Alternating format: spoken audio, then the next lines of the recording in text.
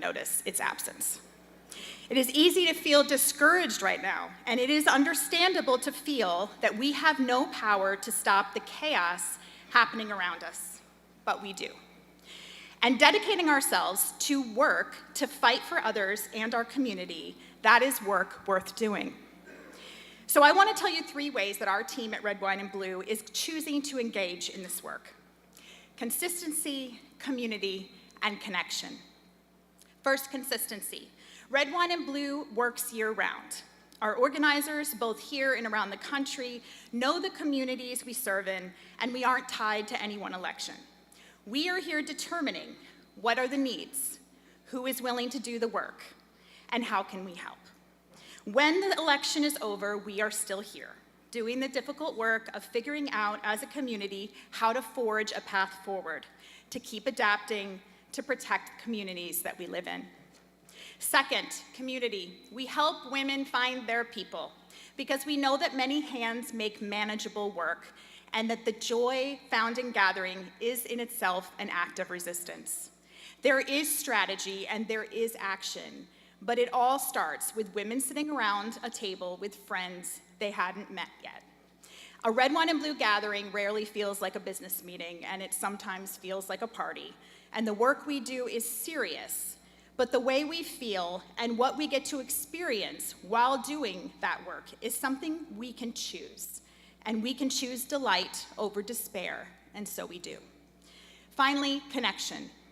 Traditional political organizing is deeply important, but at Red, Wine, and Blue, we believe that many people who don't believe they can be political just haven't been shown that they already have a path to get there.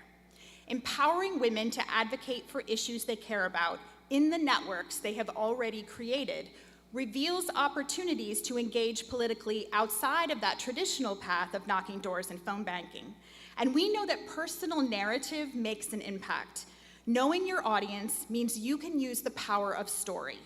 What was once a generic policy is now something that affects you or who you are talking to personally.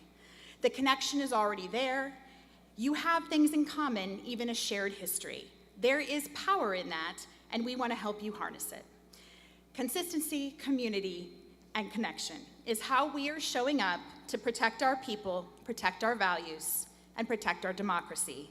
And we at Red, Wine, and Blue look forward to fighting the good fight alongside all of you. Thank you.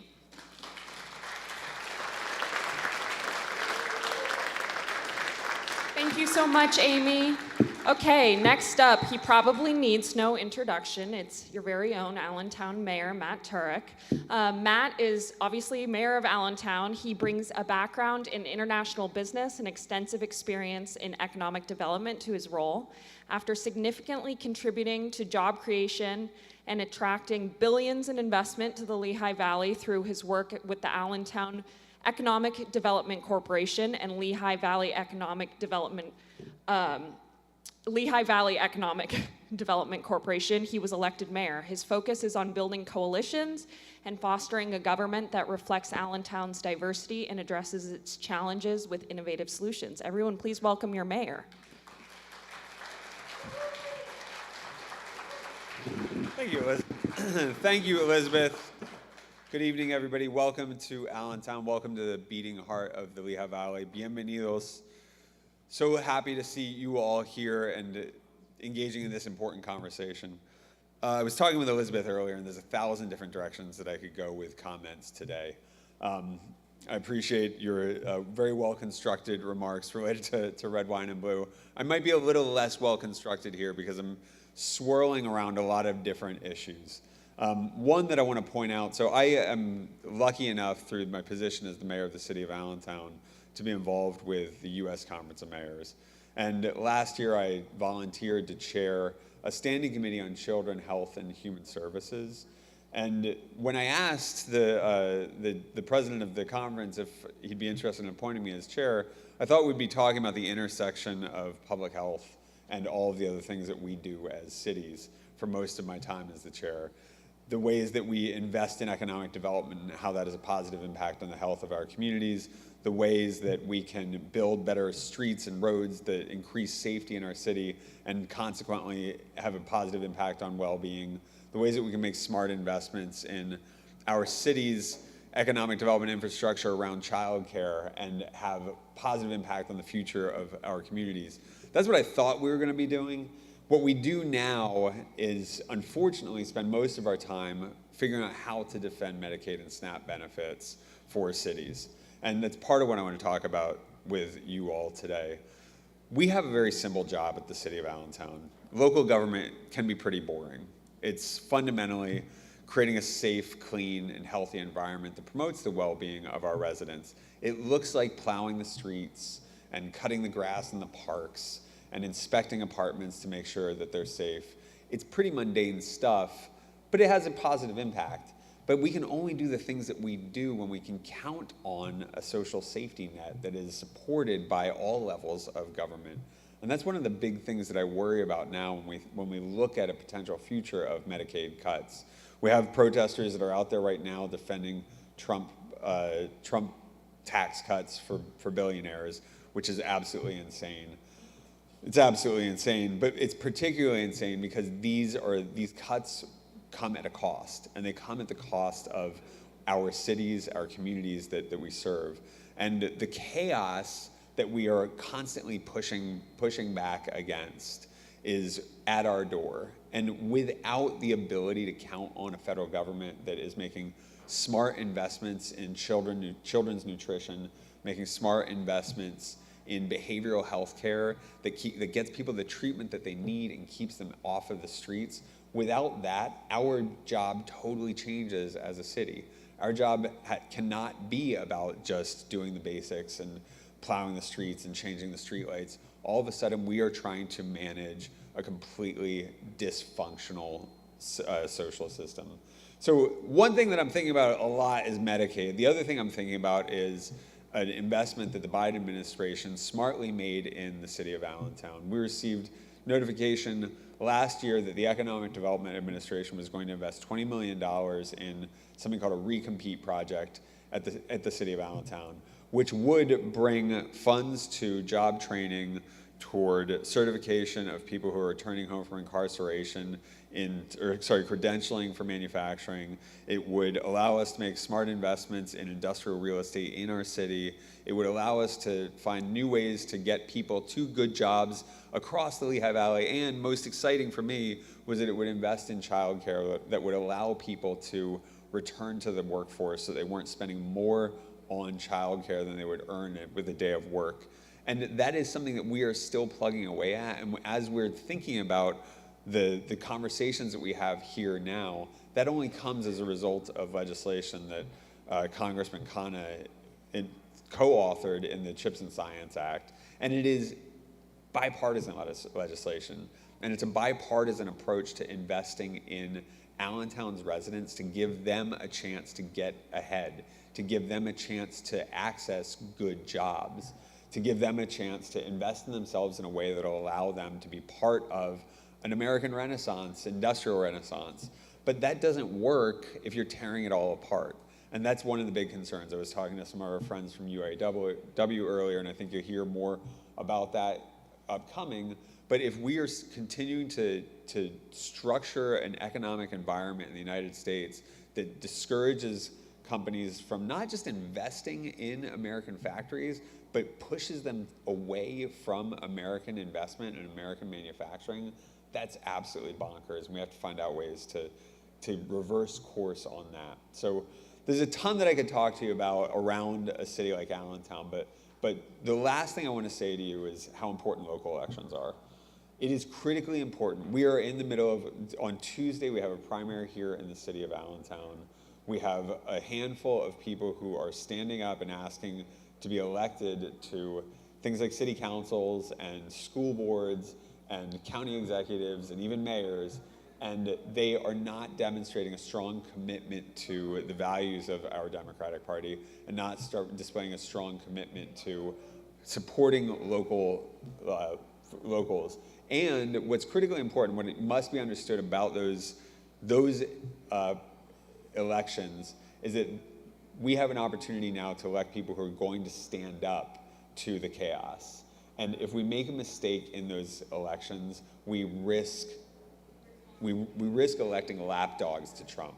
And that's a huge problem that's in front of us. So I'm asking everybody to think long and hard before casting their votes on Tuesday and make sure you're making a smart decision that's in the best interest of communities like Allentown and the Lehigh Valley. So I'll cut it off there. Thank you for the opportunity to speak to you. Thank you for joining us in Allentown. And please, for God's sake, keep fighting. Thanks.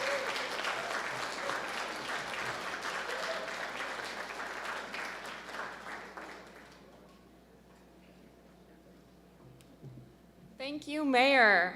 Okay, next up we have Councilmember Cece Gerlich. Cece is in her 5th year as a member of Allentown City Council.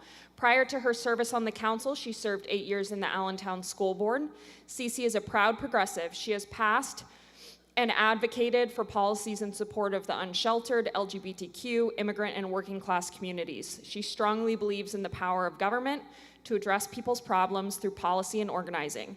Cece is a Center City homeowner who loves spending time with her dogs and cats in between protests, meetings, and organizing. Everyone please welcome Councilmember Gerlich.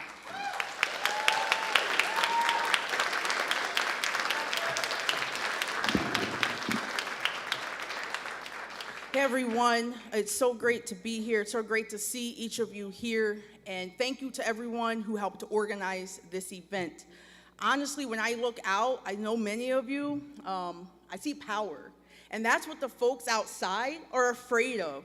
They're afraid of the power that we have collectively. Because each and every one of us, we know that when they come for one of us, they come for all of us.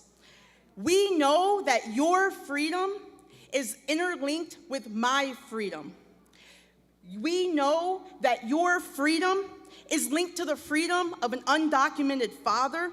His freedom is connected to the bodily autonomy of a trans woman, and her freedom intersects with the liberation of a single mother, a person in recovery, a senior citizen who's living in their car, and with a young person on probation who's just waiting for their second chance at life.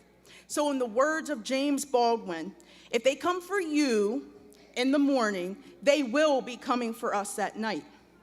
So while Trump and his supporters out there, they want to run around and cut critical programs that are the foundation of a democracy so he can give his billionaire buddies some more tax breaks, the rest of us are barely hanging on.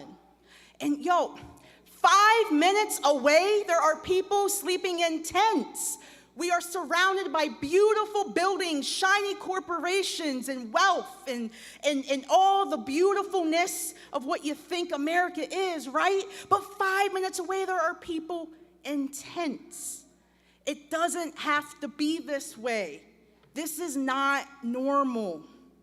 I am proud to say, in Allentown, and I see Make the Road over there, and I see some of the folks who help with this, I am proud to say that in Allentown, we stand up. We passed legislation to ensure that we would be a welcoming city for immigrants.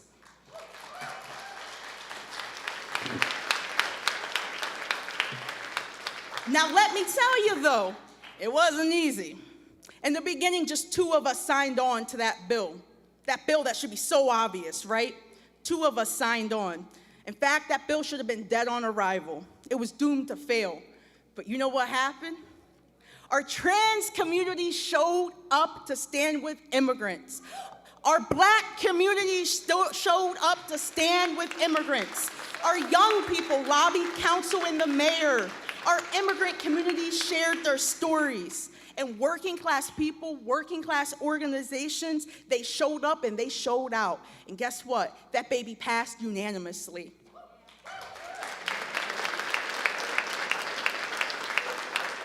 This is what solidarity looks like. This is how we fight back. This is how we resist. Because leadership matters more now than ever.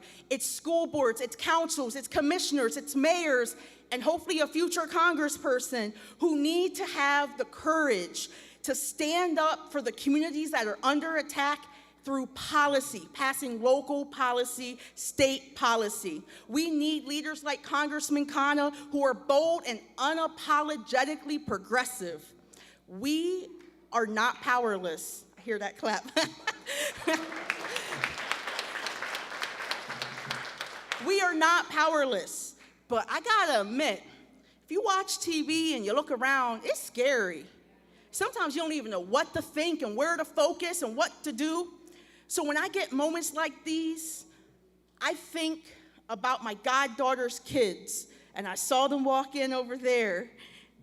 Amari, he's in 2nd grade. He's a genius. He's on the 3rd grade reading level. And his sister, Alize, she's a spelling whiz. She's in 1st grade. She just got 3rd place in her school spelling bee. And the youngest, Azen, he's a vivacious 2-year-old. He must be in the stroller right there. So when I think things are impossible, when I feel too tired and I'm too nervous to speak up, I think about them. And I'll be damned if they gotta grow up in a world like this. Alize will have bodily autonomy.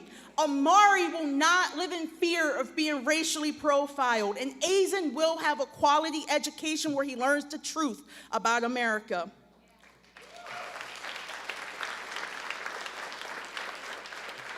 And since they're here, I'll say, I will fight like HE double hockey sticks to make sure of that. So we must all keep fighting, keep voting, keep organizing, keep protesting, because in the words of freedom fighter Assata Shakur, it is our duty to fight for our freedom. It is our duty to win. We must love and protect one another. We've got nothing to lose but our chains. Thank you.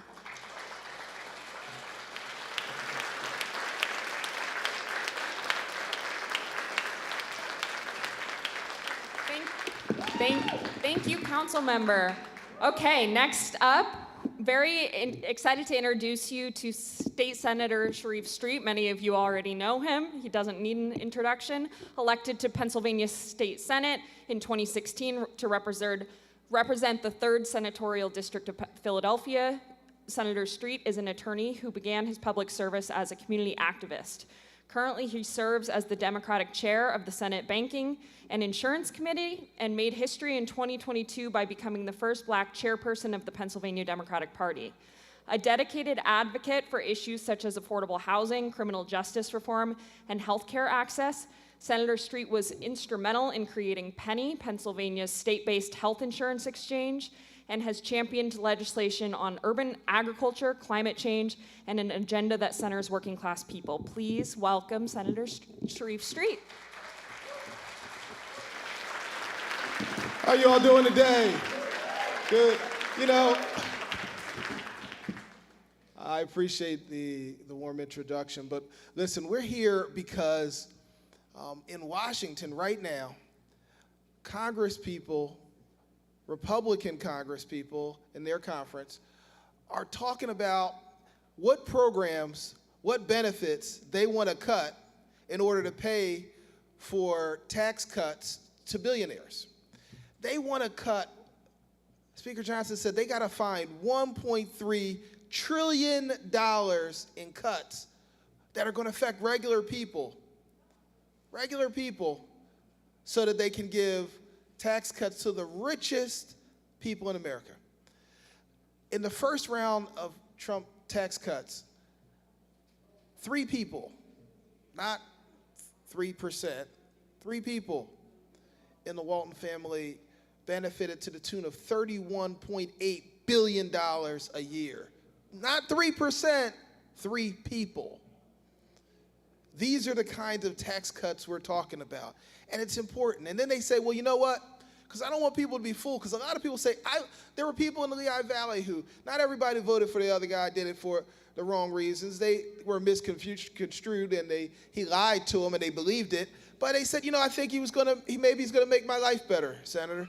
And but what they're doing now is this. They say they want to go after the Medicaid expansion population because it's not what the program was intended to.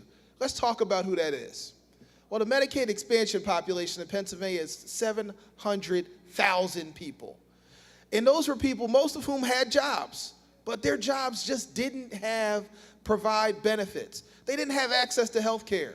These are people who are hardworking, and a lot of them, majority of them, are in small towns and counties across the Commonwealth.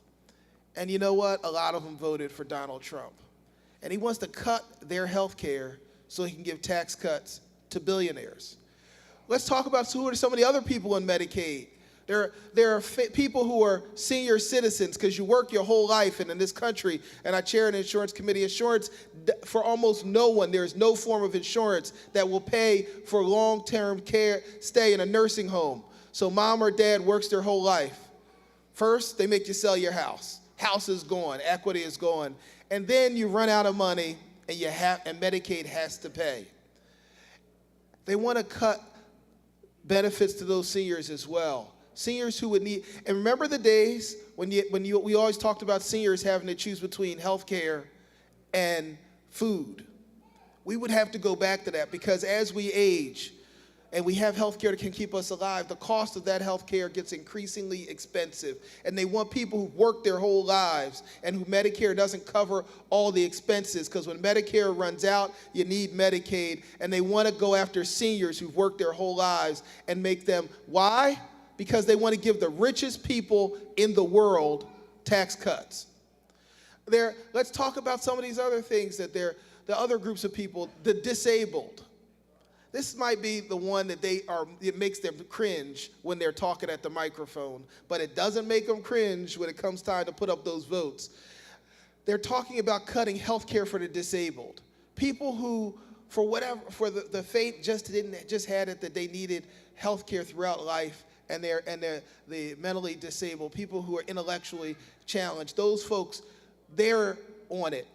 And finally, the population that they want to go after, people who are victims of opioid and substance abuse. The number one source of money to pay for opioid and substance abuse care, and we know that the opioid epidemic hit communities from inner cities to suburbs, rich people, poor people, black people, Latinos, white folks. It hit everybody.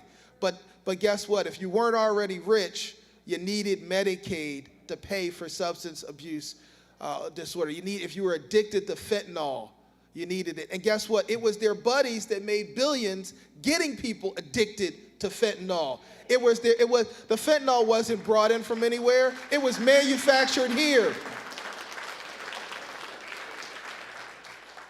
And this is not a conspiracy theory. Governor Shapiro and others, Democratic attorney generals, went to court, proved it, and they had to pay. You heard of the opioid settlement? Yeah, that's because in court, U.S. federal judges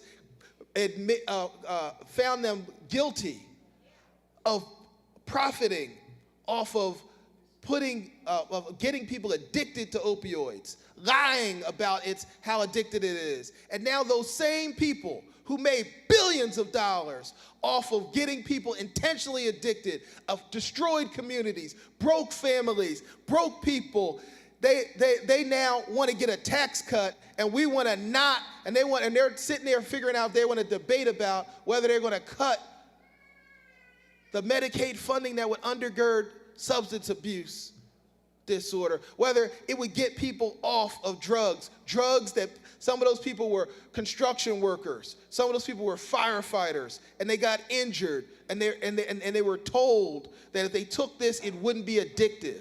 And they continued to take it, and now they have a problem, and they're suffering from an addiction that will probably haunt them for their lives. Not that they can't beat it, because you can, but they're going to need help. And for some of them, it's going to take a while. And Medicaid is the number one thing that pays for that. But they want to cut that so that they can give tax cuts to billionaires. Well, some people have said, well, there's nothing that can be done about it. They have the majority in the Senate. They have the majority in the House. They've got the White House. Well, guess what? All it takes is 3. They only have a 3-seat lead. 3 Republican Congress people just have to say, no, I won't do it. No, I won't look at the firefighters and tell them that you got injured, and we're going to cut it. No, I'm not going to tell somebody who worked their whole lives and now is in a nursing home that we're going to cut your nursing home insurance because we want to give tax cuts. No, I'm not going to tell somebody who's working their whole life, probably working 2 jobs, and this is the only health care insurance they have, because in the richest country in the world, we have a system that is employer-based health care. No, I'm not going to do it. No, Donald Trump, I'm going to stand up for the people I represent, not for you. That's all it takes. They got to have the courage to tell the co-billionaires and Donald Trump and Elon Musk that run the White House, no, I care more about the American people than I do to you. And guess what? Ryan McKenzie could do that as well. He could stand up and say, I'm one of those people. You don't have my vote. I will never vote for it. That's all it takes. He has a vote. He can make a choice. But will he? But guess what? The last time Donald Trump had control of the House and the Senate, guess what? Because people all over the country stood up and demanded it, we were able to stop the cuts to the Affordable Care Act.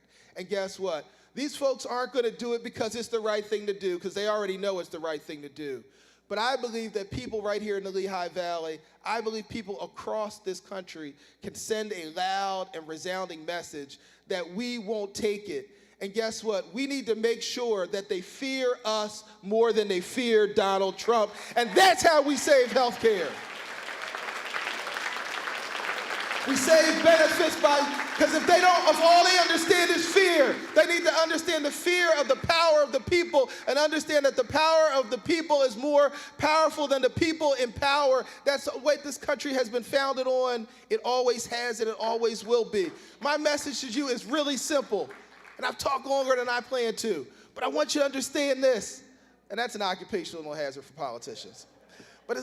But guess what? When you leave here today, make sure you send a message. Make sure you send an email. Make sure you tweet somebody. Make sure you text somebody. Make sure you're at the mosque or the synagogue or the church. Make sure you're at your daycare center or you're at the water cooler or at the gas station or wherever you found it. Tell people that you don't accept the fact that our healthcare system has to be gutted for billionaires. Tell people, get your friends to do it. Understand this. We can stop them.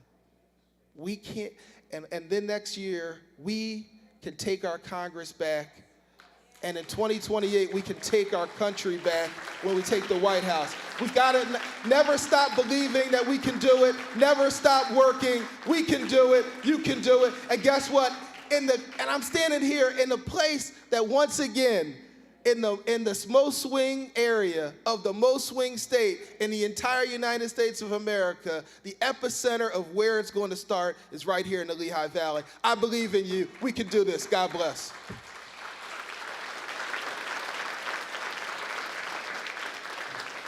Thank you, Senator. Okay, next up, we have Kristen Volchansky. Kristen is a local community organizer from Northeast PA.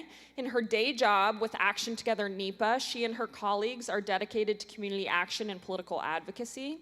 She is so graciously here with us today, not only as an advocate, but as someone deeply connected to the critical lifeline benefits that are under an egregious set of attacks by the Trump administration. Here to share her story, please welcome Kristen Volchansky.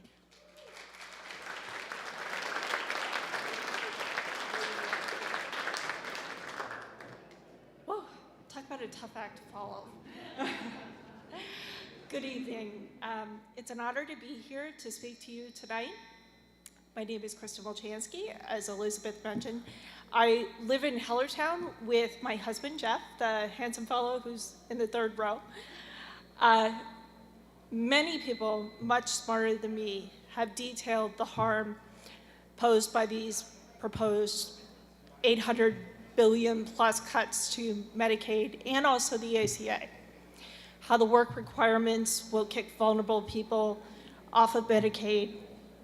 How the impact of these cuts can potentially impact our hospitals, especially in rural and underserved communities. But I would like to add my voice tonight on the subject of dignity. Healthcare is not just about care, it's about dignity. Anian Bevan, the father of the NHS in Britain, said once, "No society can legitimately call itself civilized if a sick person is denied medical aid because of lack of means." As a college student, I developed an illness that derailed my studies and my adult life. I saw countless specialists and underwent numerous surgeries and treatments, and after a decade, I was diagnosed with an immune deficiency and an autoimmune syndrome called POTS. My health struggles still persist to this day, literally, and I've also gained a real-world degree in private health insurance. You see, my immune deficiency is very costly to treat, and one infusion, which I have to do every month, is about $39,000 in a hospital setting. As soon as I was diagnosed, I met with a financial counselor who connected me to a private charity that provided me with financial assistance. But after 2 years, that assistance had reached its end. I was still physically unable to work, and the cost of my health care was really endangering the financial well-being of my retired parents. So I applied for Medicaid. Thankfully, by 2015, Governor Tom Wolf had expanded Medicaid, and I was finally accepted into the program. Medicaid is the reason that I'm independent. Medicaid is the reason that I have a job. Thank you. Thank you. Medicaid is the reason that I am healthy-ish. Medicaid saved me from being forced to stop my treatments, and thus it reduced my risk of complications like severe respiratory infections and even developing cancer. Medicaid not only helped me rebuild my health, it gave me the freedom to build an independent life. For the first time, I was able to focus on my health without having to worry about how my care was going to impact or burden my parents. I began volunteering locally to help a classmate who was running for local office. Through that campaign, I met my future husband. I met the folks at Action Together NEPA, who are now my coworkers and my friends. Medicaid gave me a sense of dignity, just as much as it provided me with health care. Now, Representative McKenzie has argued that this is not about cuts, but rather eliminating waste, fraud, and abuse. However, as we sit here tonight, the Department of Justice is investigating United Healthcare for allegedly criminally defrauding the American taxpayer and Medicare Advantage. Where are the calls from Republicans to examine Medicare Advantage for waste, fraud, and abuse?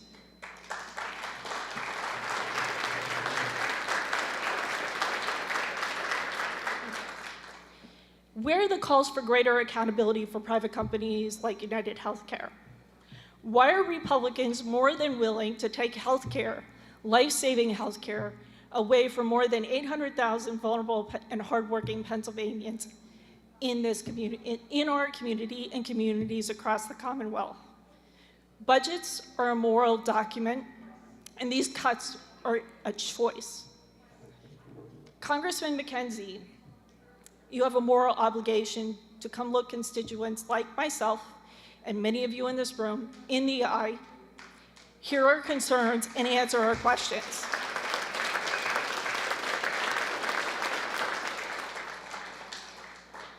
We deserve to know if you will vote to protect health care for vulnerable Pennsylvanians. We deserve to know if you believe in Bevan's civilized society, a society that chooses our families over billionaires. Thank you very much.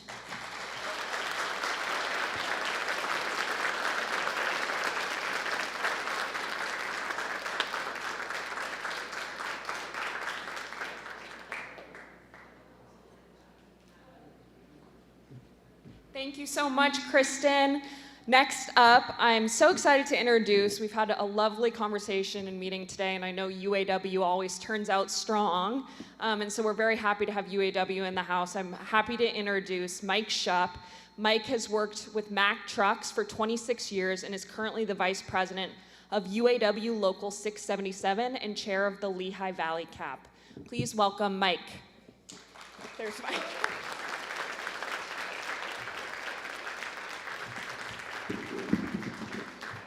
I'm honored to be here today. Thank you, Congressman Khanna, for inviting UAW and for helping lead the fight against the billionaire class. Allentown is a proud UAW town and a proud union town. It's home of Mack Truck Local 677 and has been since the 1930s. Everyone in the Lehigh Valley knows this is the home of Mack, and for decades, workers have proudly built Mack trucks. But more importantly, because of our union, it's also built a dignified life for thousands of workers here, a life where you can raise a family, own a home, and retire with dignity, knowing you had a pension and health care that you earned. Today, we face a growing challenge in our community, one that affects workers, families, and frankly, the entire community. Outsourcing of jobs to exploit workers in Mexico is the pursuit of cheap labor, is a trend that corporations justify as necessary to remain competitive. But let us ask, at what cost? For decades, American workers have built industries, and for their dedication, skill, and resilience, yet time and again, they have been sacrificed on the altar of corporate profits. Companies relocate production to Mexico to cut labor costs, avoid fair wages, benefits, working conditions that American workers rightfully expect and deserve. The consequences are undeniable. Outsourcing leads to layoffs, plant closures, and economic instability in towns that once thrived. Families lose livelihoods, local businesses suffer, and communities weaken. And while corporations claim to benefit from globalization, those benefits often fail to reach the very people who built the success in the first place. Thank you. Meanwhile, Mexican workers, often underpaid and working conditions far below American standards, have little bargaining power. The race to the bottom in wages harms workers on both sides of the border. It's not about international cooperation, it's about exploitation.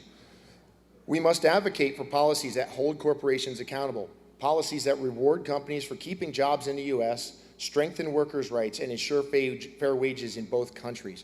The fight is not against the Mexican workers, but against the system that allows companies to prioritize cost cutting over human dignity.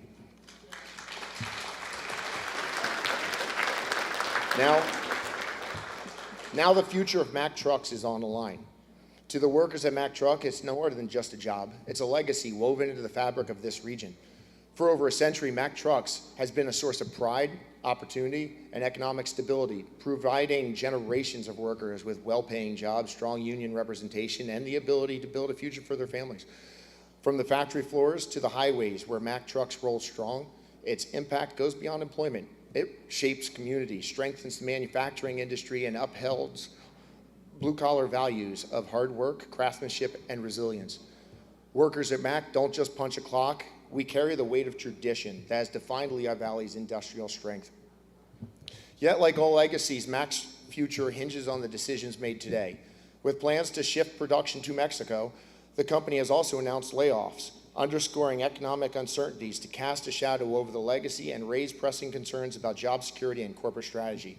And let me be clear, the 350 jobs they're currently looking to lay off is from tariffs. The Mexico cuts have not yet come. And for every one of those jobs, it affects 8 other jobs in the community. That's the power of manufacturing. We build communities with more work. They could put their money into the people who built the company from the ground up. They could use us, but instead they chose stock buybacks. They chose Wall Street. They chose huge salaries for their executives. This has happened for 40 years. The political system has sold us out with trade deals that help the rich and hurt our communities, plain and simple. Now, the same corporations have a chokehold on the government. They want to slash essential benefits and worker protections. They want us divided by job, race, region. They want us blaming each other while they continue to make billions.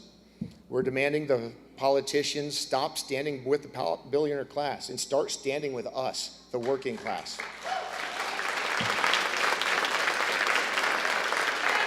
The workers that make these companies move. The Mack legacy is in the hands of those who build the trucks, not just those who profit them. It's a history worth fighting for and a future worth protecting.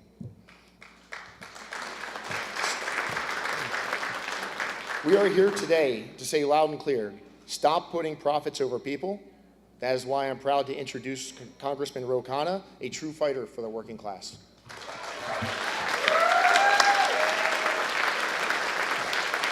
Thank you. Thank you for coming. Let's give Mike a round of applause. Mike, they're giving you a standing ovation. Let's stand with our workers. Look, I am so grateful to all of you being here, and I'm going to talk about Mike and the worker situation and Mac and what we can do. But I want to first recognize Kristen. Wasn't she extraordinary in sharing her story? Thank you. Councilmember Gerlach, thank you for your words. Amy Saunders, thank you for sharing your experience. Thank you for what you said. Mayor Turek, thank you for joining us, an extraordinary leader. Senator Street, I don't know if he's still here, but he did an exceptional job for our party, for the state. And of course, Mike. But on my mind today, I'm coming from California. I don't know if you heard the awful bombing that took place at Palm Springs at a fertility center, took someone's life.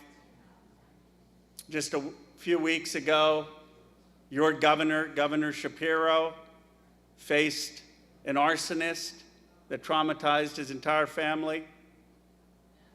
Just a year ago, an assassin's bullet almost took Donald Trump's life.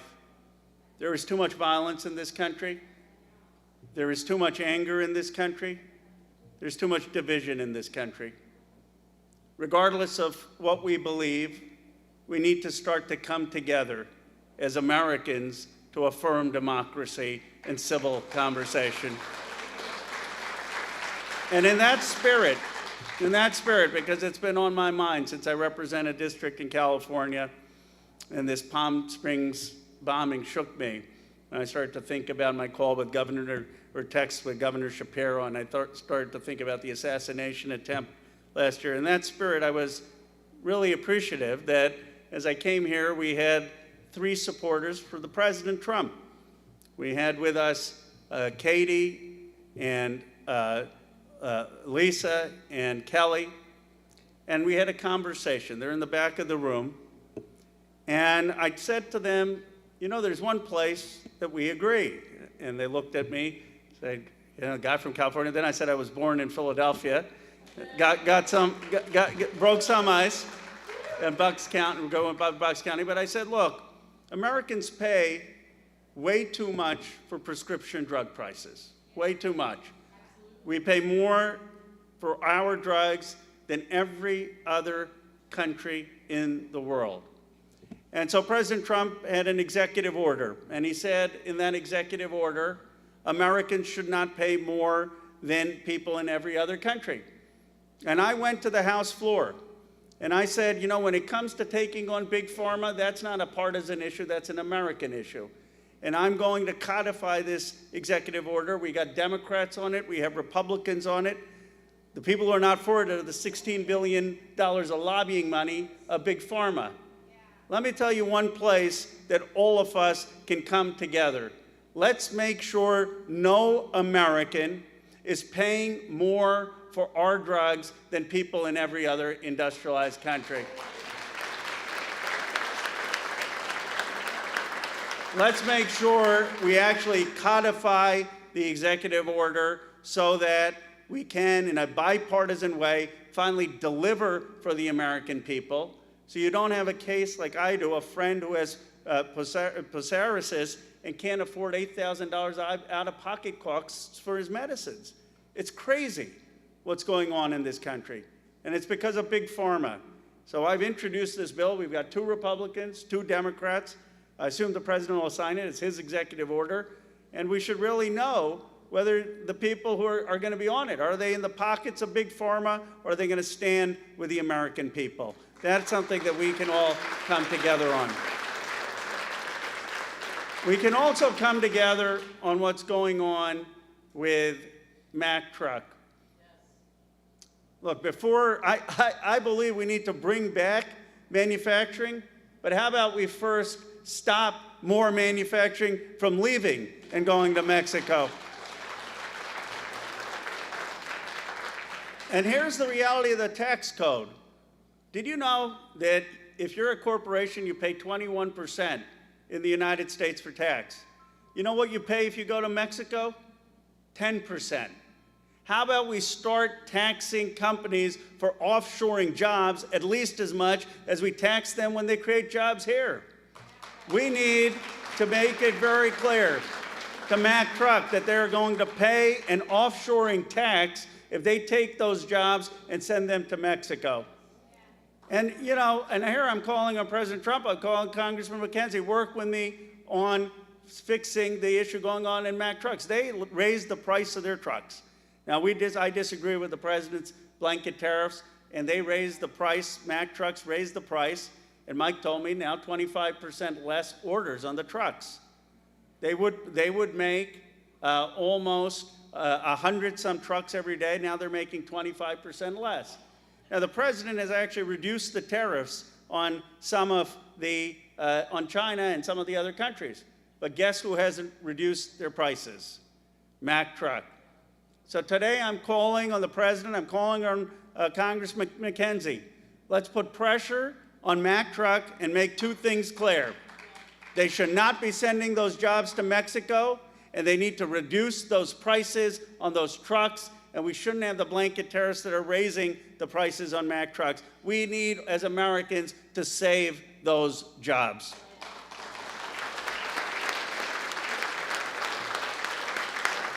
I want to talk one more thing and then two more things and open it up to questions. You know, I believe that we can have this idea of economic patriotism. Our industries were hollowed out in America. Steel was hollowed out. We used to make more steel in Western Pennsylvania than Japan and Germany combined in World War II. We make 4% of the world's steel. China's at 50%. Aluminum, hollowed out. Shipbuilding, hollowed out. Drug manufacturing, hollowed out. We let industry after industry leave. We've seen places, Allentown is somewhat on the rebound, but we've seen places like Johnstown, Pennsylvania, Lorain, Ohio, Downriver, Michigan, totally decimated. I believe it's time we have a Marshall Plan for America, that we take the new technology in my district in Silicon Valley that allows us to increase productivity, and we invest in every deindustrialized town in this country. And we start to build new modern factories of modern steel. We start to invest in a new workforce. We say, if you make it here, we will buy it. And this isn't a Democrat issue, it's not a Republican issue, it's an American issue. If we could rebuild Europe, why can't we rebuild this country? People want economic opportunity. I represent a district with $14 trillion of value. Apple, Google, NVIDIA, Tesla. Young people grow up, the world's their oyster.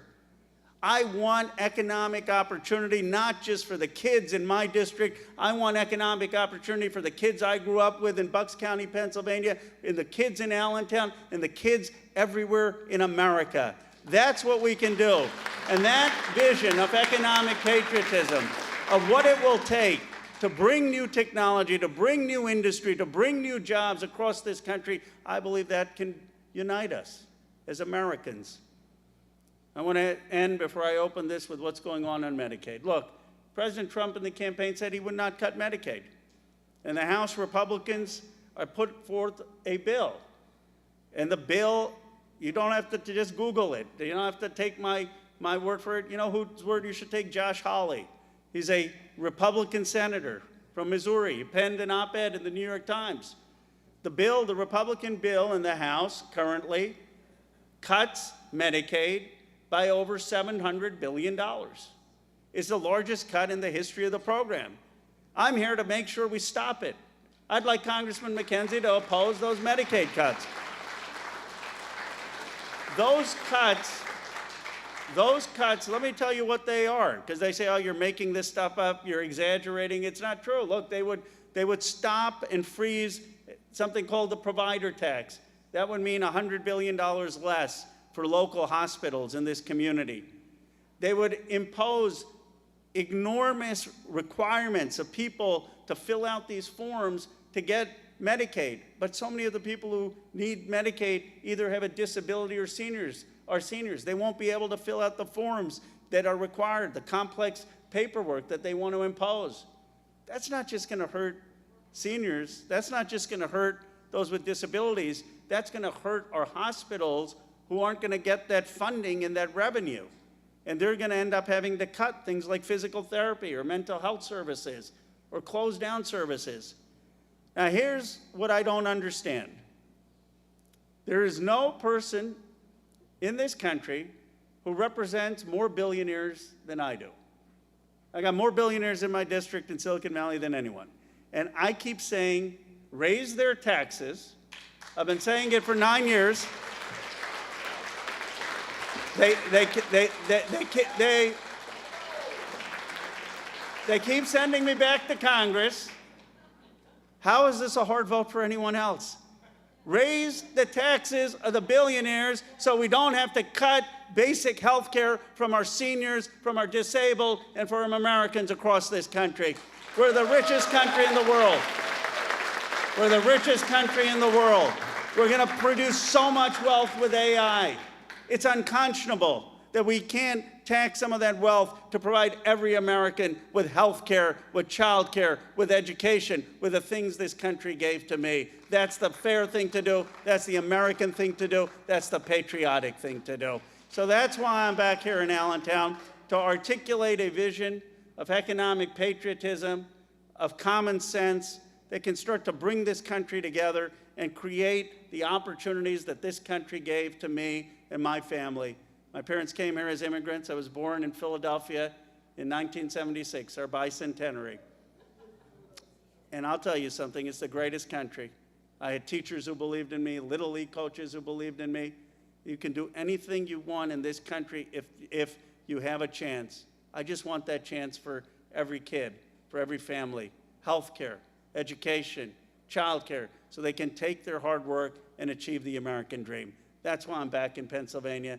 Thank you for being here. I look forward to all your questions.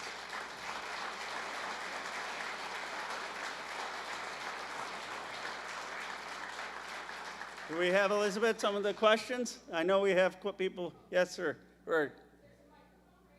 Okay. Yes. And tell me your name and. My name is Will Landstrom. I live up in Bushkill. Yes. I listen to you on Tom Hartman show. I appreciate it. I want to give a shout out outside. to the greatest political show in the history of America, and I'm not exaggerating. If you don't know who Tom Hartman is, you got to start listening. Anyway, the reason I'm from District 8, which is Rob Bresnahan's district. I'm pretty sure we're going to kick his ass out in 2026 also, but he just barely squeaked out a victory over Matt Cartwright. It was real close. Bernie and AOC and yourself and others are doing a lot of these here to put pressure on McKenzie. Great. It would really help if you could do one up in Scranton, because I know Bresnahan is really scared, and I would like to increase that fear a lot, and that would help if you could consider, if you're able to do that, that would be great. I'd love to come to Scranton. Was in Scranton about a year ago, and if you talk to Elizabeth on my team, we will try to come up there, and I'd love to come there. I mean, I think Matt Cartwright was a great member of Congress. Yeah, he was. And we need to run there on a vision of what we're going to do to bring good jobs, what we're going to do to protect health care, what we're going to do to protect Social Security. I appreciate your coming here, and I'd love to come back. Thank you. That sounds great. Thank you. Thank you. Elizabeth, just make sure we meet with him to get the Scranton information. Good. Hello, my name is Sonia Wyman. First, I want to say I appreciate your comments about Medicaid. My daughter was born with hearing loss, and she was able to get cochlear implants through Medicaid. That's a miracle, isn't it? I know of so many people with the cochlear implants, and that's wonderful Yes. with your art. It's wonderful that she was able to get that through Medicaid, because without that, she wouldn't have been able to get them, and she would not be able to live an independent life, and because of it, she can. So I hope that Medicaid continues to benefit people like her. However, I'm a research scientist. I have a position that's funded through the NIH. For those of you who don't know, it's the National Institutes of Health. And while everyday Americans don't necessarily know what the NIH does, and it may not directly affect their day-to-day lives, it is an incredibly important organization that is currently being destroyed by Trump and their policies. And it is going to destroy science in this country on a level that it will take a generation to recover. And my daughter is also waiting for a cure that will come through NIH-funded research. So I would like to ask, what is Congress going to do to save the NIH? Well, thank you for speaking out. How old is your daughter now? She's 13. She has a rare genetic condition called Usher's syndrome. We are currently on the cusp of a cure through genetic cures, but it will require continued funding in human health research. Well, and what type of scientist are you? I'm an auditory neuroscientist. That's amazing. Let's give her a round of applause. Yeah, it is so sad what's happening to the NIH. I talked to Francis Collins, who was the previous NIH director. They have fired 7 of the directors out of the 18 directors. Francis Collins said it's running at 30% effectiveness of what it should be. There was a report that the Senate did, 30% cut already to cancer research in America. How many people here know someone with cancer? This affects all of us, 30% cut. They're cutting Alzheimer's research. They're cutting Parkinson's research. They're cutting research on the types of diseases that the scientist here spoke about that would be a cure for her daughter. We have led the world in curing diseases. This has been America's contribution to humanity. And they're taking an axe to this incredible jewel of the NIH, firing scientists, firing healthcare providers and researchers. This didn't ever used to be partisan. You used to have Republican and Democratic presidents say, we believe in science, we believe in medicine, we believe in healthcare, and we're going to fund the NIH. We need to speak out. There is a letter I know that UAW has offered on which your Congressman McKenzie, can sign to say, stop the cuts to NIH. Stop the firing to NIH. I'll just end with this point. We need more people like you, ma'am, to speak out. We need not just politicians to speak out. We need leaders like you to speak out so that people know what's going on and so that this gets to the top of our agenda. We cannot have the cuts that we have seen, the attacks that we have seen on science, the attacks that we're seeing on our universities, the attacks that we're seeing on medical research. And I am going to speak out loudly and strongly and try to get some reasonable Republicans to join me, because this is destroying an enormous part of our country's contributions to the world.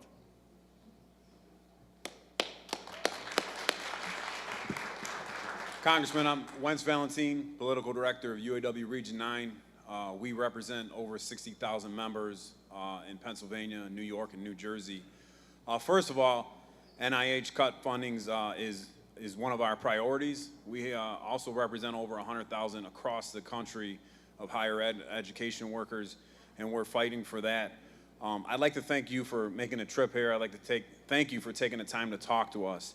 One of the questions that I have, when we were walking the streets of Allentown and talking to our members in the plants, what the top priority to them was jobs.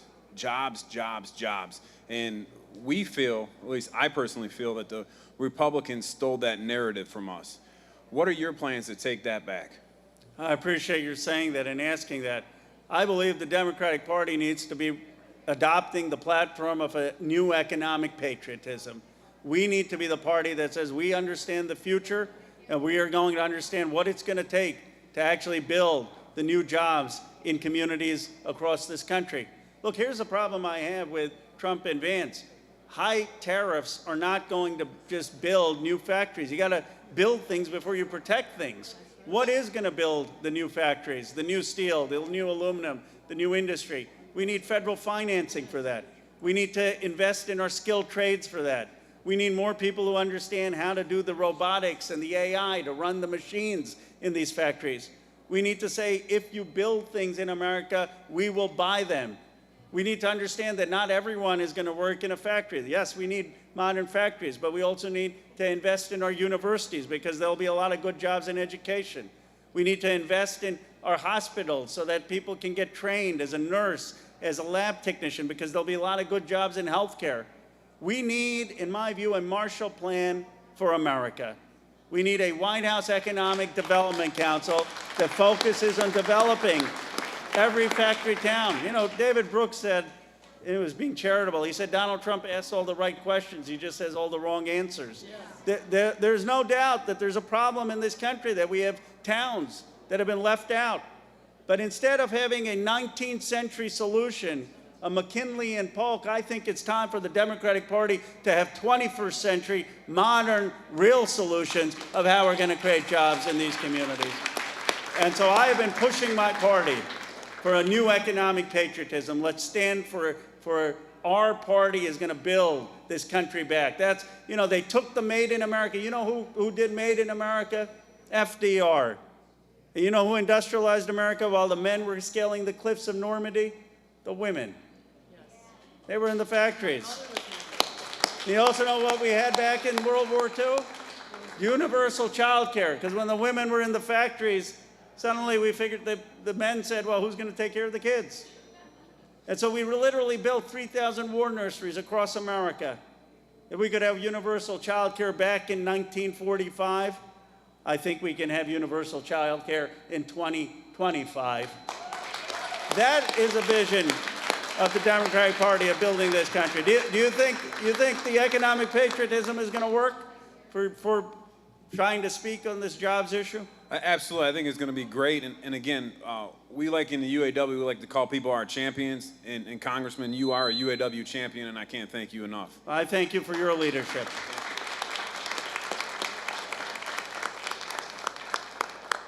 Thank you, Khanna, for coming to Allentown. I can't tell you how much it means to me. My name is Joyce Moore, and I live in Upper Milford Township in Lehigh County, southern part of the county, not far from that Mac plant. When they were on strike, I was out there beeping and fist pumping all the strikers, pardon my French, all the strikers, trying to let them know that I supported their actions. And I'm sorry that, you know, that these layoffs have been announced, and I sure hope there's a way to reverse it. My mother was a pharmacist. I grew up in the back of a pharmacy in Bryn Mawr. When my mother was a pharmacist, drug companies weren't allowed to advertise. Let me repeat that. When my mother was a pharmacist, drug companies weren't allowed to advertise. Now I know that drug companies spend more money on advertising than they do on R&D. It has been the case since they were allowed to advertise. What would you do to stop advertising of drug companies? Joyce, thank you for sharing that fact. I'm on legislation to ban drug companies from advertising. We don't need drug companies advertising. I don't need an advertisement telling me, an ad telling me what drug to take. I can trust my doctor or nurse in terms of what drug I should be taking. And it is outrageous. This is why I started with, let's get this actually legislation passed to take on Big Pharma. It's outrageous how much we pay. It's outrageous how much profits Big Pharma is making. Our tax dollars actually are going to do the research to develop the drugs. They're being done at NIH with taxpayer money. Then Big Pharma comes in. They get monopoly patents on these things. One drug, I was in a hearing, they had 123 patents for a drug. You know, they had the pill size, the pill cover, the pill taste, everything patented. And that's how they charge these outrageous prices, and then they advertise. So we need to ban the advertising. We need to make sure that people here aren't paying more than everyone else in the rest of the world. We need to be allowing the importation of safe, cheap drugs if they're being sold at a cheaper price in other parts of the Western world. But it's a huge problem, and it's Big Pharma spends $16 billion every year on lobbying Congress. There are more pharma lobbyists than there are members of Congress. And that's the problem. That's the problem. So I appreciate your speaking out, Joyce. Appreciate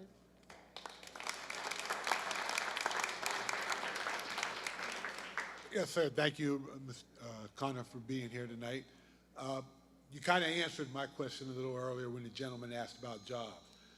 But I'm looking at this whole issue from the standpoint of Democrats have to come out and vote. I've been voting since '76, and I'll be one of those people that will be on benefits for Medicare and that.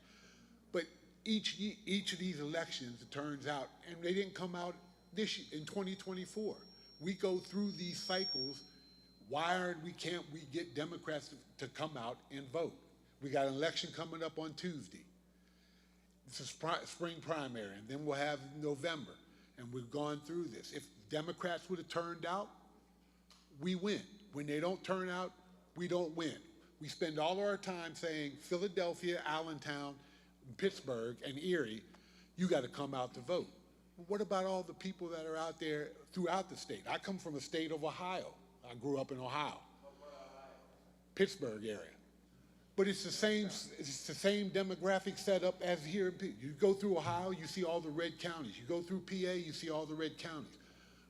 What are we going to do to get people to come out and vote every election? That's what holds us back. Look, I agree with you. First of all of the people in this room, a few hundred folks turning out for a Bucks County guy who represents a district in California, you guys know what it is to turn out. So give yourselves a round of applause for turning out. That is the energy. That is the energy that we are seeing around the country. It's not just me. We all need to do our part to turn people out. When I was joking around, I said when I ran for Congress, if I got 20 people showing up, I'd get excited. The fact that you already have a few hundred folks mobilized in this community, and I know you've had hundreds of people for other members of Congress, we need to be talking to everyone in these districts to say, if you want to save these benefits, Medicare, Social Security, we've got to come out and vote, and certainly vote in the midterms in 2026. The other thing we got to do, though, is we can't just say, okay, we're going to win Philadelphia, we're going to win Allentown, we're going to win Pittsburgh, and let's forget about all these red counties.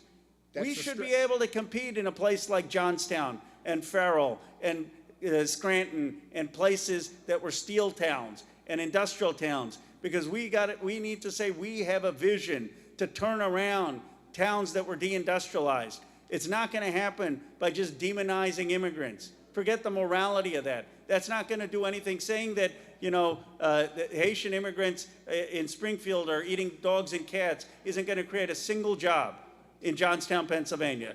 And putting a blanket high tariff is not going to create a single job in Johnstown, Pennsylvania. In fact, we've seen it's hurting jobs at Mack because their prices of trucks went up and people are ordering less trucks. So what will create new jobs? How about we invest in actually building modern factories in those communities? How about we actually build new AI technology academies so their kids get some of the new high-paying technology jobs and get new education and healthcare jobs? You know why they're upset? They're upset because both parties have ignored these places for decades, neglect. And it's time we own up to the fact that the political class failed communities in Milwaukee, in Dayton. And we now are going to have a real focus, a modern plan of creating jobs in those communities, turning those communities around, re-earning the trust. That's what I think we need to do, and the Democrats should be competing everywhere, not just competing to win, competing to help rebuild communities that were devastated with globalization. Thank you. Thank you. Congressman, first of all, thank you. Everybody else who agrees that you're doing a good job, and you come here and you say all the nice things.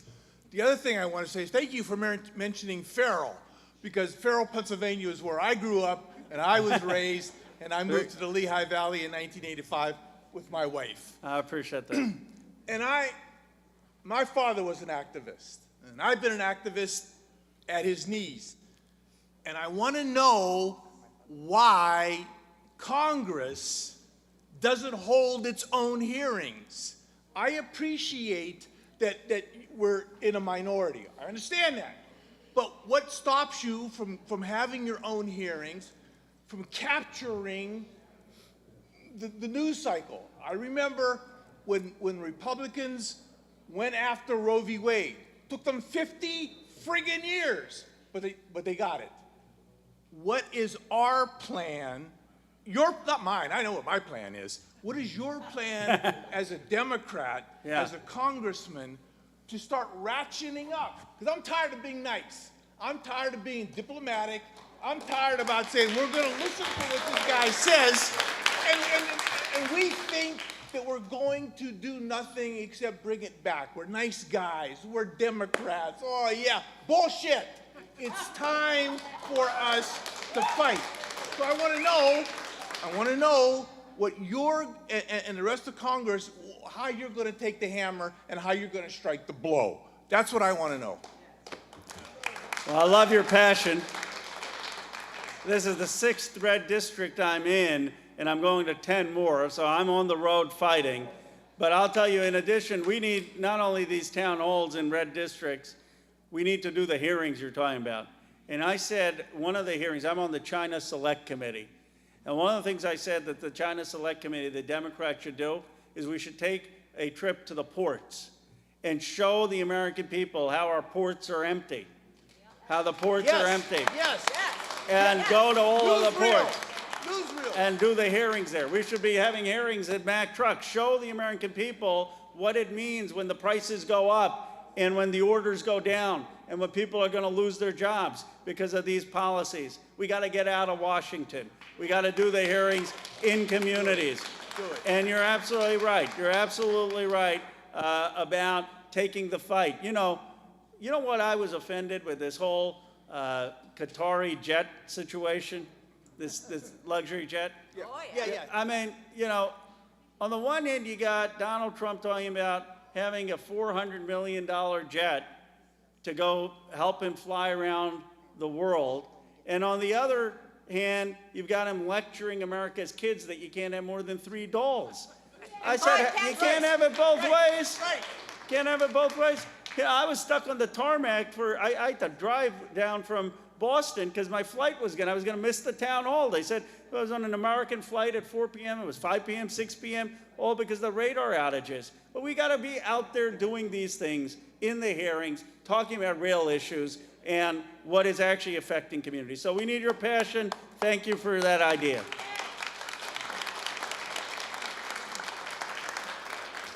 I'm the other half, and thank you for coming. This is my first venture into real protesting. I didn't do it way back when everybody else did. Thank you. You're doing great. Thank you for speaking out. Well, you can't feel helpless. I don't want to feel helpless. And I'm extremely worried about what is going to happen to our country. I don't think it's just Donald Trump. I think there's a lot of big, powerful people behind him. He's not smart enough to do this whole thing himself. And even if he's gone, that doesn't mean the rest of them all go away. We really have to wake up the American people to what's really, really happening. And I applaud you. You have to start somewhere, and they really do need a picture of what's going on and how they're all going to be affected. He's hurting his own base. He's hurting his own people, and the rest of us as well. So please, the Democrats need a coherent, strong message. I'm angry with them for not fighting back hard enough. I want them to. We need them to. We need them to. And we will follow, but we need to be organized, and we need to know what they stand for, what their message is going to be, and so that they will get to people's hearts and minds again, like Barack Obama did. Like, I remember that. So you spoke beautifully. Thank you. Even more eloquent than your husband. Even more eloquent than your husband. Way above my pay grade. You give me hope. You give me hope because, the fact that you haven't come out, the fact that you spoke with such sincerity because of your patriotism. You have nothing to gain. It's your love of this country. You know what? When people say we're going to lose our democracy, I said democracy is ingrained in the DNA of the American people. You're underestimating the American people. You're underestimating people who are coming out, who are speaking out, the power of citizens. I've seen it. I've gone around this country. I've gone to Nebraska. I've gone to Ohio. I've gone into rural California, rural Pennsylvania, and I'm seeing thousands of people coming out wanting to speak up, saying you can't give tax breaks to billionaires and take away health care from people who rely on it to support their families, that you can't gut Social Security offices, that you can't allow unelected billionaires to make decisions. You know, in America, you know who gets to call the shots? The citizens get to call the shots. Elon Musk, I've known Elon Musk for 15 years. He's from Silicon Valley. And I said, I've never seen Elon, someone's numbers be at 65% approval, because everyone likes the guy who's putting up satellites to space, go to 35%.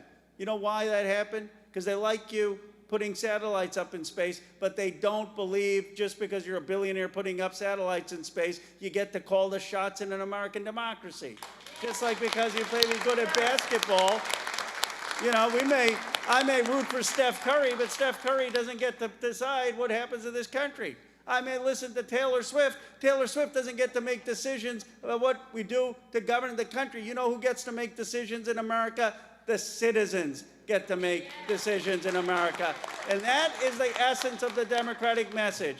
Donald Trump has taken this government and handed it over to a bunch of unelected billionaires who are not listening to citizens. Citizens are speaking out, and guess what? My bet is that citizens are going to win.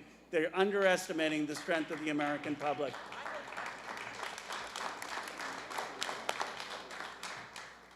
Hi, my name is Julian Ortiz. I'm actually a longtime supporter of you going back to the 2020 Bernie Sanders presidential campaign. Well, thank you. I was a big Bernie person. Thank you. And I remember during the 2020 presidential campaign that you were on, I remember Bernie actually going on Joe Rogan to campaign. And he got in all this trouble for it back then, and now it's the thing to do. Yeah, so I remember one of the biggest things that people were talking about after the 2024 presidential election was that Kamala Harris should have gone on Joe Rogan. And I personally am not sure if that would have made a difference, but what I'm getting at is that what are some ideas that you believe should happen for Democrats to reclaim the information space for 2026 and 2028? That's a great question. One, we've got to be more spontaneous. You know, I'll tell you something. That there were the folks, I think they've left, the Trump supporters. Most folks in politics, they say, "Oh, keep me away. I don't want to talk to them. Have me come from a back entrance." And I said, "No, I want to talk to you. I want to listen to what you have to say." And we put that up on social media. And my guess is, I haven't checked my X or something, my guess is people will react to that. Our politics has been too careful, too scripted. You know, you all know Trump people and other folks in your life. You talk to them over Thanksgiving dinner or other things. We got to be more human in this country. Politicians need to be more human. It's not just, oh, I'm going to go on a podcast. If you go on a podcast and you recite the same boring talking points, no one's going to listen to the podcast. What we need to be is just more real. We got to take more risks. I don't understand how we're so scared of saying we should be for Medicare for all and everyone can have health care in this country. Donald Trump goes up there and says, I want to conquer Greenland. You know, and our consultants say, oh, you can't be for Medicare for all. That's too radical. What about him saying that you want to conquer Greenland? That's not radical? How about a Democratic Party that believes in things, that's bold, that's transformational? And then I think we need to be everywhere. We got to be in the communities. We got to be on social media. We got to be on all the platforms. We've got to have content. If any of you are inspired to go post things on social media, please do. We've got to put out a lot of content that then starts to capture people back, because I do believe that our policies are the right ones for moving this country forward. I personally believe that we should keep having these town halls even after the Democrat is back in the White House. I'm sorry? I personally feel like we should keep having these town halls even after the Democrats take back the White House. Absolutely. Love them. Thank you. Thank you for speaking up. And I agree with what he just said about continuing to have these town halls. My name is Dr. Kelly Kenny. I just retired after 40 years as a professor in higher education. Wow, let's give her a round of applause. Thank you. What did you teach? I taught graduate students in the fields of counseling and the field of higher education. That's so important. So I have probably turned out over 1,000 students Wow. into the mental health counseling world, as well as into the field of higher education. Thank you. Because So we have I- such a shortage of those in our schools, as you know. Yes, I am deeply concerned about the dismantling of the Department of Education and the dismantling of higher education. I am a product of programs like TRIO, for example. I'm a first-generation I love that. student, and yet I hold a doctoral degree. And again, you just heard me say I retired from being a professor after 40 years, and I reached the top of the rank. I was a full professor when I retired. I'm also concerned about the dismantling of DEI programs, the loss of federal grant programs for professors to conduct research, and the attack on accreditation of all sorts of programs in higher ed. So I want to know what is going to be done about funding for higher education in this country to continue the various programs that we have. Well, thank you for raising that. They are dismantling the Department of Education. Yes. Attacking universities as the enemy. I mean, J.D. Vance called universities the enemy. John F. Kennedy said there are few things in earth more beautiful, few earthly things more beautiful than the university. J.D. Vance says the university is the enemy. They want people to be stupid. It is, though this is deeply, deeply, deeply personal for me. You know, I went to public school. I don't know if you know Council Rock High School. It was right in Bucks County. I'm doing a town hall tomorrow there, and I've got my social studies teacher coming, 10th grade social studies teacher. I still remember you used to dress up as Theodore Roosevelt and come into our class. And I've got 9th grade and 12th grade English teachers coming. You know, my parents were immigrants. They came here. My mom was a teacher's assistant for special needs. My dad, an engineer. We went to public school. And then I took out way too many loans to go to Chicago. And I went to the same law school as J.D. Vance did, to Yale Law School. I was just back there. And here's what I don't understand about Vance and Trump. I really don't. Because he had a similar story. I mean, he grew up, he didn't have an easy childhood. He grew up the hard way in Appalachia. And guess what was his way up? He got to go to Ohio State. And he got to go to Yale Law School. And he had a professor at Yale Law School, Amy Chua, who said, wow, there's this great thesis you've written. Maybe you should turn it into a book. And that's how he wrote Hellbelly Elegy.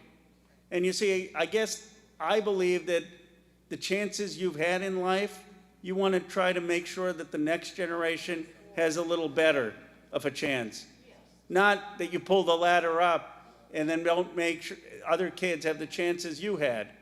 That's my real beef with J.D. Vance. Why are you hurting the education funding that made your life, that made my life possible? We need to be funding public schools in this country, especially in working class neighborhoods. Yes. You can't call yourself the party of the working class and then take away funding for the schools which have kids of working class families. You can't call yourselves the party of the working class and then say a working class kid who may want to go to college can't get loans or scholarships to do that. And they say, well, you know, being in college is not working class. I know working class families, you know working class families.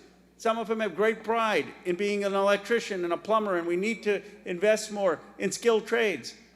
But we don't have feudal systems in America. It doesn't mean because you were a plumber that your kid has to be a plumber, that your grandkids have to be a plumber. It doesn't mean if you're a professor that your kids have to be a professor. Your kids should do everything they want. Some of them will go into skilled trades, some of them will go to college, and they should have that opportunity. They should not be denied that opportunity because this country isn't willing to invest in them.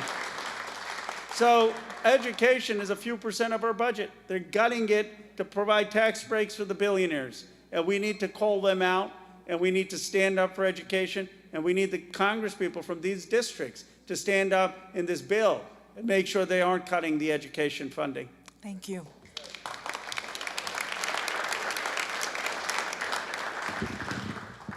Hello, and thank you for coming, Congressman Khanna. This is a 1-2 punch, because Dr. Kelly, the higher education person, took my thunder, but I am representing public education, and I teach elementary school Wow. kids. What grade? And K through 5th. Oh, terrific. So, all elementary school kids.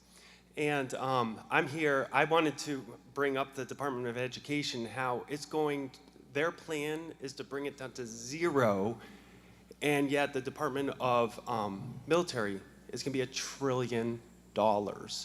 It just seems like an imbalance. And I was wondering what Congress had to say about that, and how you and Congress can fight for the education, the future education of our public schools. Well, you're absolutely right. I mean, the defense budget, I'm on the Armed Services Committee, and I voted no. The defense budget is going up to over $1 trillion a year. It's 56% of the military budget.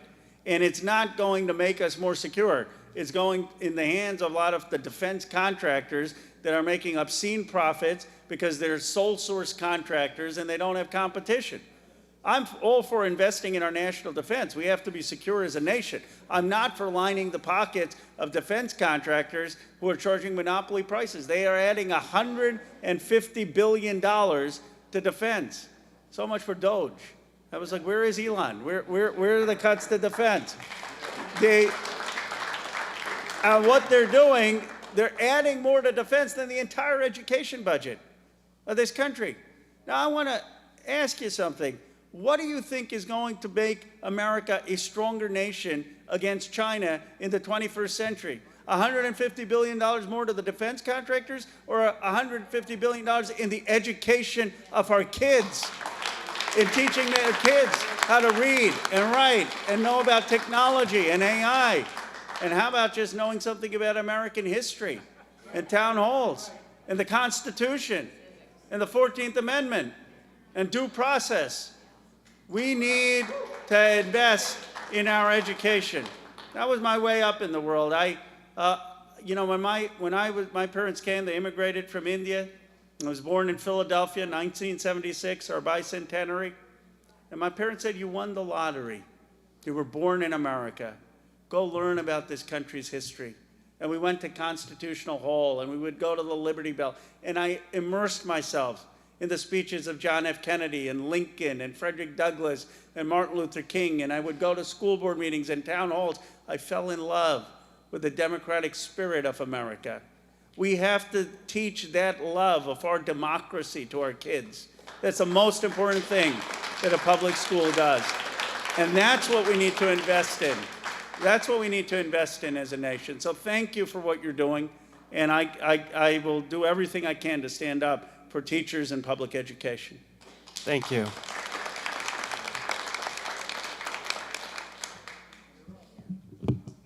Hello, Congressman. Hi. And thank you so much for driving all the way after flying to Boston and having Thank to you.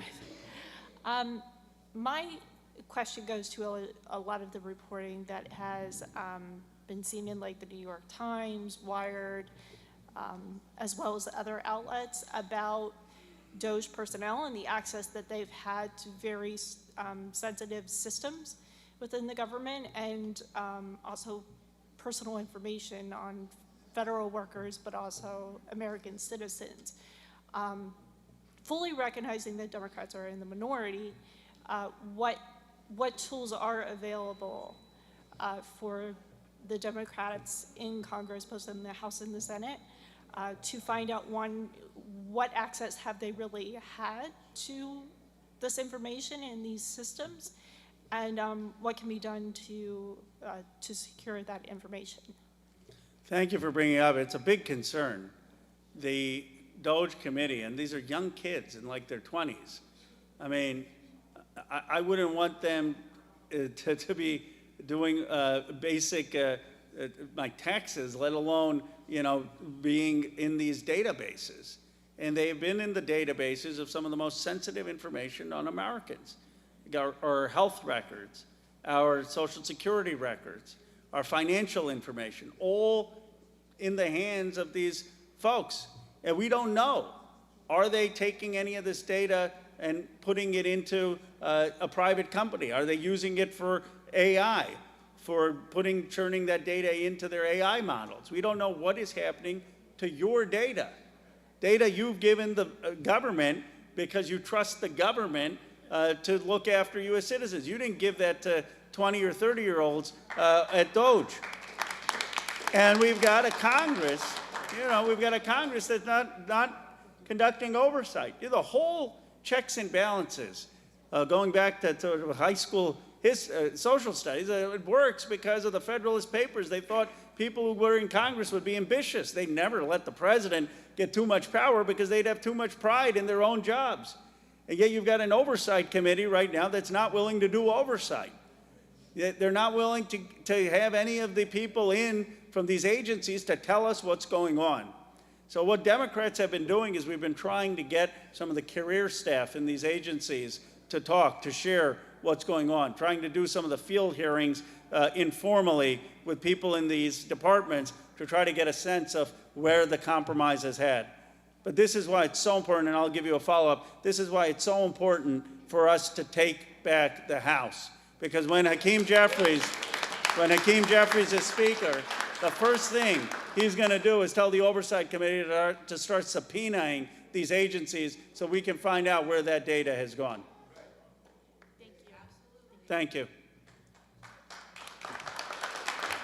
You will get, unless other people have any other questions, you can stand up in line before, otherwise you will get the last word. But if anyone else has any other questions, please stand behind this gentleman. So I have another education question. So the economy has changed drastically. Used to be you'd have a job, you'd keep it until retirement. And both technology and culture have changed, so it's no longer the case. So there's a lot of people, in their 40s or 50s who are changing careers. So the reality is they need to be trained.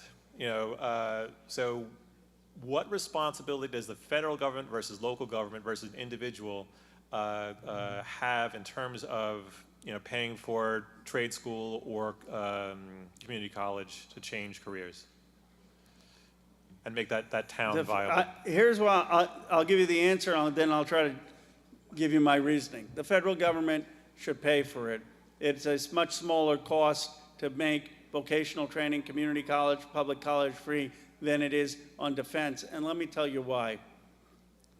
In the 1940s and 1950s, America made a decision. And our decision was that we would make high school free in America. Does anyone believe that we should not have free public high school in this country? Well, guess who didn't make that decision? Europe. Europe said high school is going to just be for the select few. By the 1950s, 80% of Americans had a high school degree, and it was only 20 to 30% in Britain, France, and Germany. That's how America emerged as the greatest economy in the world. Well, today, a high school degree is not enough in a modern economy. You need a skilled trade, you need a vocation, or you need some form of college. That's the reality of what it's going to take to build a middle-class life. And so a politician who's not telling you that is not being honest. There are a lot of things I don't know, but I do know something about the economy of the future. I represent Silicon Valley. I see what's happening in the technology changes. Any young person is going to need something beyond high school to have a fair shot at the American dream. And just like we invested in high school to make high school free in the 1940s because we wanted to be the greatest economy in the world, we need to invest in a vocational education, skilled degree, or a college degree for every American in this country. That's how we're going to build our strength. That's how we're going to build the American dream. And I believe we can easily afford it by taxing the billionaires and not having the $150 billion increase in our defense budget and really start investing in the real national asset, the American people.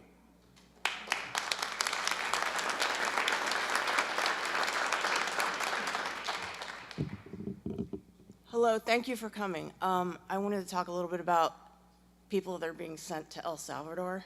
who have committed no crimes whatsoever. Is there, in the future, any possibility of getting these people back that have no criminal record in their background and had no due process? He's now let people into the country that are from crime families. So the man is clearly, I mean, we all know he's a criminal. Almost everything he does is illegal. I mean, it's beyond belief. Like, and people are being grabbed off of college campuses. Thank God some of them we've gotten back now. It's scary. It's super scary. It's like the Holocaust or something is going on, you know? It's really, really scary that this man is just allowed to do these things. And these innocent people are being taken away, thrown into jail, where crime families are now free to come into America. What in God's name is going on? And how can we stop this? And are these people ever going to be freed and brought back, or at least freed to go somewhere and live a free life? Thank you for speaking up. You know, the mood in the country is slowly changing. People were concerned, understandably concerned, that they wanted a secure border. No one believes that folks should just come across the border without being vetted. Just like if you will go to someone's home, you say, well, who's there? It's fine for us to say who's coming in and make sure that we have a secure border. And that's one of the reasons that we lost on immigration. And when we lost, the first bill that they introduced was this Lake and Riley Act, and I voted against it. And I got criticized when I voted against it, but the bill basically said you could deport people without due process. And I said, I have no problem that if someone has committed a violent crime and they're convicted of a violent crime or they're convicted of being part of a violent gang, deport them. I just want to know that they actually committed the violent crime. Right. Isn't that basically America? That you're innocent until proven guilty? You got J.D. Vance saying that people shouldn't have due process if they're immigrants. Literally saying that. The 14th Amendment doesn't say you have due process if you're an American citizen. It says due process for every person in the United States of America. Now, you know what? Some people may think that that's too high a burden. I think that's what makes our country exceptional. Yes. That's what makes America different than every other country in the world. That you don't have to trace your heritage all the way back to the Mayflower. More power to you if you can. But whoever you are, you're given God-given rights because we believe in your humanity, in your dignity. We believe that you don't, just because you may not be an American citizen, doesn't mean that we can convict you or deport you if you didn't actually commit the crime. And that, I fundamentally, I've seen now, I was in rural Nebraska, and I was giving all this talk about how they're cutting farmers' benefits and farmers can't be selling food anymore to churches. And all the people were talking about, wanted to ask about, was the violation of rights in immigrants. Older Nebraska white women asking, saying, what are they doing to the Constitution? Yeah. And that's when I knew that he's losing support. He's losing support. The American people want a secure border. They want people to be vetted before they come in. They want violent criminals who are convicted to be deported, but they don't want an America where you can get a knock on your door and be deported to a dictatorship without due process. And the American people are speaking up. And that is giving me more and more confidence that what they did to Abrego is going to be harder and harder to do. And you know what? I don't think I'll ever say. I never thought I'd say this, but both Justice Roberts and Justice Coney Barrett have shown a modicum of courage in standing up to what Trump's doing, and I hope the courts are going to continue to stand up for the Constitution, and we need to be aggressive on that. But thank you for speaking up on that. We need one final thing I'd say, and then I'll give you the last word, is we need more Democrats willing to stand up for due process and for immigrants. When you stand up for Abrego, you're not standing up and vouching for the guy's character. You're vouching for the character of the American Constitution. Yeah. Yes. Thank you. And I thought they had said, is there like a bill they're working on that to allow them to deport actual citizens as well? Not yet, but don't give them any ideas. Yeah, I know. All right, we'll do one more question, two more quick questions, because I know people are getting ready to leave. So these are the last two, and then we'll end. Sorry you couldn't end on that one, because that's obviously a very important topic. My question was, the only thing that's going to go on in Washington all year is going to be this tax bill. What is our best case scenario? And what should our messaging be? What should your messaging be, and what should our messaging be? Our best case scenario is, of course, that the bill doesn't go through, which they didn't get the votes on Friday. So it's unclear, they're going to try very hard. But here's, I think, the best case scenario realistically, that they don't cut Medicaid, that we actually push to stop them from doing these Medicaid cuts, and that they don't cut public education in the way they are in the NIH. I think it's hard, but that's why I'm in these districts. I'm not, it's not, the election's not till 2026. I'm here to try to put pressure on some of these Republicans to oppose these cuts. I was in Valdeo's district in rural California, and a month later he came out and he said, I'm not going to vote for the Medicaid cuts. So we need to make sure that they don't dismantle programs that FDR and LBJ created and that have been part of this country for the last 50 years, and to speak out. That's the best case scenario. All right, sir. Thank you. Thank you to working families. Thanks for being here. Thank you, Congressman. Thank you for everything. And I wanted to ask, here locally in the city of Allentown, being a Democratic city, we have seen Republican MAGA money being involved in our local Allentown civic space. Yeah. Funding a group called Allentown Citizens Alliance. And it seems like also a 501c4 under the name of Civic Growth Initiative, which we can't really trace the money sources of that, but we're assuming it's the same sources coming from the Allentown Citizens Alliance. What would you recommend for local people to do to resist, what they're trying to do locally? Well, I appreciate your organizing, because citizen organizing is the only thing that can defeat big money, as we saw in Wisconsin, where they did defeat Elon Musk's $20–30 million. But look, this is why I am one of the 10 members of Congress. I don't take a dime of PAC money.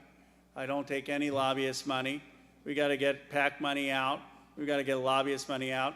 And I have a bill to eliminate super PACs. You should not have a democracy where multimillionaires get to spend millions of dollars on who gets elected. And until we do that, until we get rid of PAC money, lobbyist money, and super PACs, we're going to have our politics be corrupted by special interests.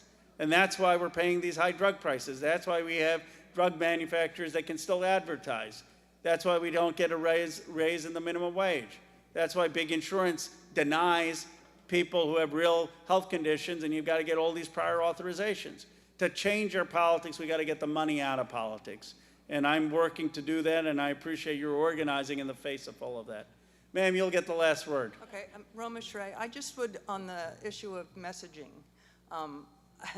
I just listened to a woman speaking about the power of three, and she's done an extensive study that shows that people respond to things when they're listed in threes. Interesting. And that includes messaging. So think, stop this deal, let's go Brandon, lock her up. Oh, interesting. Okay. Do you have any 3-word slogans for us? Unfortunately, I haven't, but, well, Yeah. I mean, I think that's really, really, really something worth, because Yeah. they've been doing this now for decades, and it's Yeah. obviously hugely successful. No, I Not the agree. We least got of 3 which- words there: benefits over billionaires. There you go. I'm not really sure that That's Elizabeth on my team. She came up with that one. And I don't think it's a slogan necessarily that's nifty, but I do think a new economic patriotism is important. Yeah, I think that's because starting to get it conveys the truth, which is that the Democratic Party is a patriotic party that knows how to build jobs in the economy. Right. We did it. And another thing is, we need to outflag them, okay? We need to have as many flags on our vehicles and Yes. on our backs and our houses. We need Yeah. to take back the flag.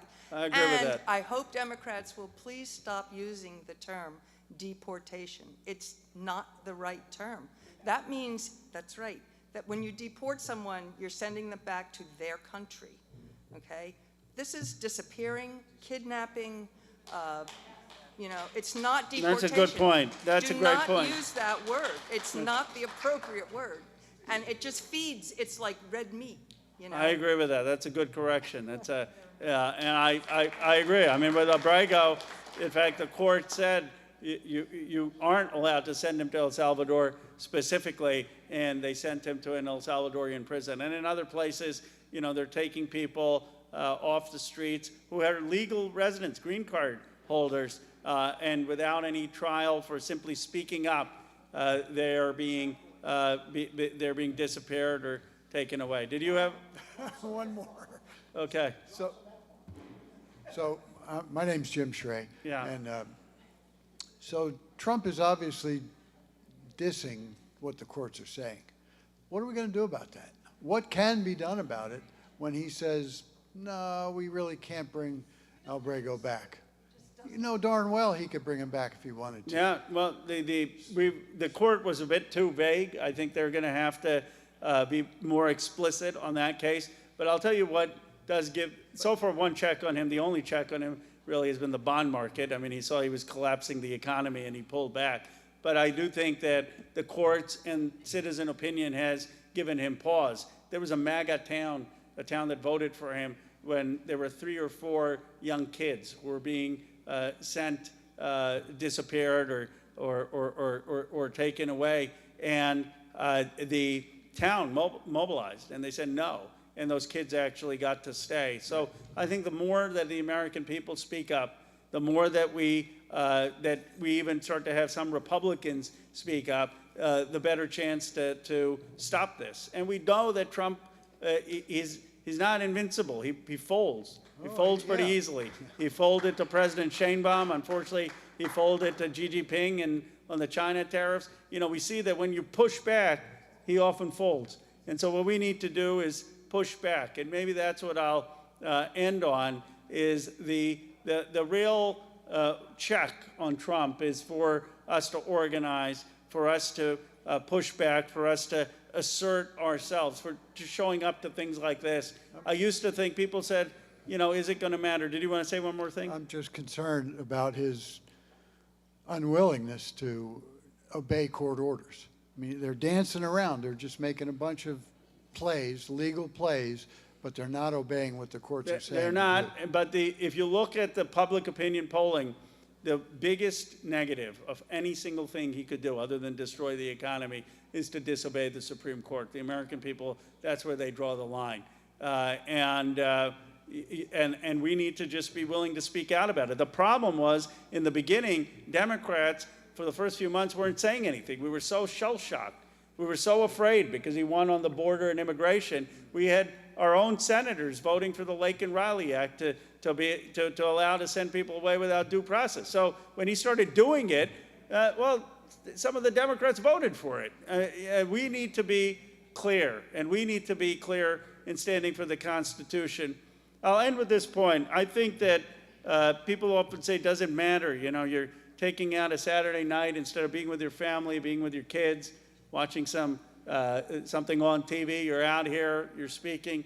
Does it matter? And I'll tell you it does. It does. I've seen Republican members of Congress flip because people in their districts are speaking out. I've seen people like Don Bacon start to speak out against tariffs, who represents a Republican district in Nebraska. I've seen people start to speak out about the firing of generals, and they're speaking out because people in their communities are turning up. The only thing that gives me hope in this country is to see how many angry and caring citizens are out asserting their rights and our rights to hold this democracy to account. And what you're doing as patriots, I do believe, is going to help take back this country. I'm seeing it across this country. People like you are turning out. So I want to just end by thanking you for your being an example, for your citizenship, for turning out. And I have full confidence that if we continue to do this every day, and I know it's hard work, but if we continue to do this every day this year, we're going to prevent the worst of what Trump wants to do, and then we're going to take back our Congress, and then we're going to take back the White House, and we're actually going to have a vision that starts to bring this country together, to appeal to the best of this country, and to actually move this country forward. They always say it's darkest before the dawn. And in this country, we have incredible resilience. From the deepest, darkest hours, after the Civil War, we had the 13th, 14th, 15th Amendment. After the robber baron era, we had the progressive era. After Hoover collapsed the economy, we had FDR. And after Donald Trump, we're going to have a great renewal, not because of the people in Congress, but because of you, because of the American people. Thank you for coming out.